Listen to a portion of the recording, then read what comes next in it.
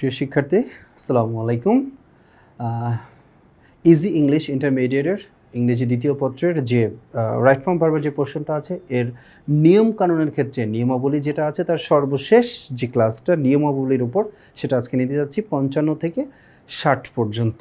ওকে, তাহলে আমরা 55 দিয়ে শুরু করি। কিছু কিছু নাউন যেমন অ্যারিস্টোক্রেসি, ক্লিয়ার, নোবিলিটি, টাইটেল, দেন আছে পোলট্রি, পিপল, ফোক, হ্যাঁ, জেন্ট্রি, এই যে আমরা নাউনগুলো পেয়েছি ইত্যাদি গঠনগতভাবে সিঙ্গুলার মনে হলেও এগুলো প্লুরাল অর্থ ধারণ করে। এই যে এগুলো দেখতে সিঙ্গুলার, কোনো এস বা ইয়েস নাই, তার মানে মনে হতে পারে এগুলো মনে হয় সিঙ্গুলার না। এগুলো দেখতে সিঙ্গুলার হলেও অর্থগত দিক থেকে এগুলো মূলত প্লুরাল ভার্ব গ্রহণ করে।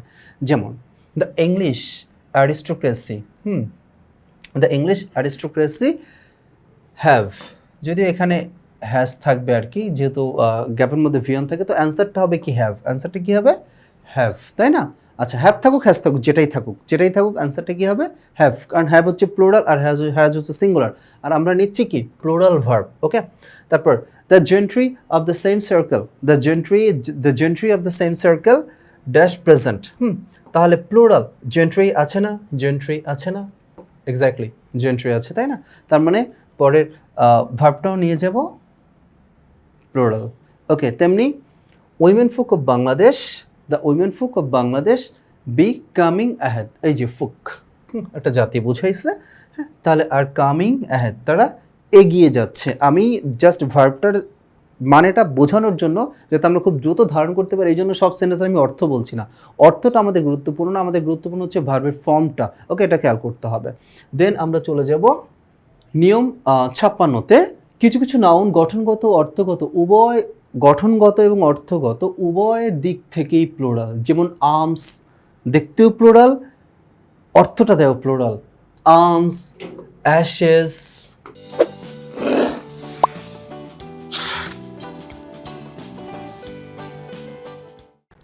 Arms, ashes, assets, aborigines, annals, তারপরে কি অ্যামেন্স, আসপেসেস, বিলোজ, হ্যাঁ, যা যা আছে আমরা একটু দেখে নেই। কয়েকটা বলি, যেমন এভেস, হ্যাঁ, এন্ট্রেইলস, গ্লাসেস, জস, তারপর আছে প্রসিডস, প্যান্টস, স্পেকটিকলস, যা যা আছে, সিজার্স, এগুলো সাধারণত কি, এইসব নাউন সাধারণত প্লুরাল ভার্ব গ্রহণ করে। তবে উপযুক্ত নাউনগুলোর মধ্যে যেগুলো দুই খণ্ডে, যেমন গ্লাসেস, স্পেকটেকলস, সিজার্স ইত্যাদির আগে এ পেয়ার অফ, মানে এ পেয়ার অফ হচ্ছে মেজর ওয়ার্ড যোগ করে, সেগুলো সিঙ্গুলার হয়। আমি একটু সহজ করে বলি, এখানে যে ভার্বগুলো দেখতে পাচ্ছি এগুলো মানে দেখতেও গঠনগত এবং অর্থগত, হ্যাঁ, স্ট্রাকচারালি, মিনিং, দুইটা দিক চিন্তা করলে এগুলো হচ্ছে কি প্লুরাল, তাই না? আচ্ছা, তো আমার সাবজেক্টটা যেহেতু প্লুরাল, তাহলে ভার্বটাও নিবে হচ্ছে প্লুরাল, হ্যাঁ। তবে এইগুলোর আগে যদি মেজার ওয়ার্ড ইউজ করা হয়, মেজার ওয়ার্ড কি? মেজার ওয়ার্ড হচ্ছে গিয়ে যেমন এই যে আ pair of, a glass of, তাই না? আ স্পুন অফ, এই মেজার ওয়ার্ড যোগ করলে আবার এগুলো হয়ে যায় সিঙ্গুলার, তাই না? এই যে দেখি, দ্য স্পেকটেকলস, আমরা জানি প্লুরাল আর, তাই না? গুড টাইডিংস আর, তাই না? আ পেয়ার অফ সিজার্স, তাই না? এইবার আ পেয়ার অফ সিজার্স, তাই না? এক জোড়া কাঁচি, ওকে, এক জোড়া কাঁচি, এইবার হয়ে গেছে ইজ, তাই না? জোড়া কয়টা? একটা, যদিও দুইটা, কিন্তু জোড়া কয়টা? একটা।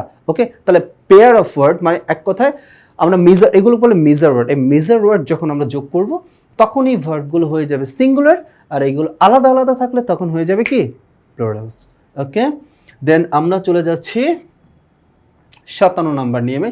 কিছু কিছু নাউন রয়েছে যাদের দেখতে প্লুরাল মনে হলেও প্রকৃতিগতভাবে তারা সিঙ্গুলার ভার্বকে নির্দেশ করে, হ্যাঁ।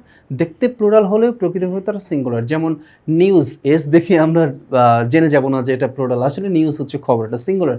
তেমনি হচ্ছে নিউজ, পলিটিক্স, সিভিক্স, তারপর কি ওয়ার্কআউটস, স্ট্যাটিস্টিক্স, ম্যাথমেটিক্স, হ্যাঁ, আমাদের বিখ্যাত সুমন ভাই ম্যাথমেটিক্সের টিচার। আচ্ছা, এগুলো সব হচ্ছে singular. The news is, civics is, তাই না? ওকে, দেন হচ্ছে রুল নাম্বার 58, ইন্ট্রোডাক্টরি দেয়ার যুক্ত বাক্যে সিঙ্গুলার নাউনের কথা বলা হলে সিঙ্গুলার ভার্ব, প্লুরাল নাউনের কথা বলা হলে প্লুরাল ভার্ব। ইন্ট্রোডাক্টরি দেয়ার মানে আমরা বলতে পারি there is a girl, there are some girls, তাই না? ভালো করে বুঝতে পারি দেয়ারটা এটা ইন্ট্রোডাক্টরি, এটা যাকে নির্দেশ করবে সেটা সিঙ্গুলার হলে ভার্ব সিঙ্গুলার, যাকে নির্দেশ করে সেটা প্লুরাল হলে ভার্ব প্লুরাল। হ্যাঁ, তাহলে এবার আমরা দেখি যে 20 স্টুডেন্টস, অনেক স্টুডেন্টস না, তাহলে আর, এই যে আর। আবার কয়টা পার্ক? একটা পার্ক না, এই যে ইজ। 6 মস্কোস, কয়টা মসজিদ? 6টা, আর। ওকে, লাস্ট বাট ওয়ান, শেষের আগের নিয়মটা ভালো লাগছে যে আমরা শেষ করতে পারছি। অল যখন কমন নাউন এর আগে ব্যবহৃত হয় তখন প্লুরাল ভার্ব হয়, যেমন অল হর্সেস, অল সো আর, all my plants have died, all, হ্যাঁ, so have, past. Okay, past বলতে এটা হচ্ছে গিয়ে have plural. Okay, then last নিয়ম, এটা হচ্ছে গিয়ে অল যখন ম্যাটেরিয়াল নাউন, বস্তুবাচক, ম্যাটেরিয়াল হচ্ছে বস্তুবাচক, অল যখন ম্যাটেরিয়াল নাউন কিংবা কোনো অ্যাবস্ট্রাক্ট নাউনকে নির্দেশ করে তখন সাবজেক্ট হিসেবে সিঙ্গুলার ভার্ব গ্রহণ করে। অ্যাবস্ট্রাক্ট আমরা জানি কি, যা ধরা ছোঁয়া যায় না এমন। হ্যাঁ, অল যখন ম্যাটেরিয়াল নাউন কিংবা কোনো অ্যাবস্ট্রাক্ট নাউন, বস্তুবাচক অথবা অ্যাবস্ট্রাক্ট যেটাই হোক নির্দেশ করে তখন সাবজেক্ট হিসেবে সিঙ্গুলার ভার্ব গ্রহণ করতে হয়। যেমন all that glitters is verb singular, তাই না? চকচক করিলে শোনা হয় না। All that I want is. Okay, তেমনি all that we desire is, all that যদিও উই আছে বাট ইজ হবে, অল দ্যাট উই ডিজায়ার, আসলে এখানে দ্যাটটা অনুযায়ী হয়েছে। খেয়াল করতে হবে ম্যাটেরিয়াল হোক অ্যাবস্ট্রাক্ট হোক যাই হোক নাউনটা, হ্যাঁ, গ্লেটার বা যাই হোক, তখন হবে সাবজেক্ট হিসেবে ভার্বটা হয়ে যাবে সিঙ্গুলার।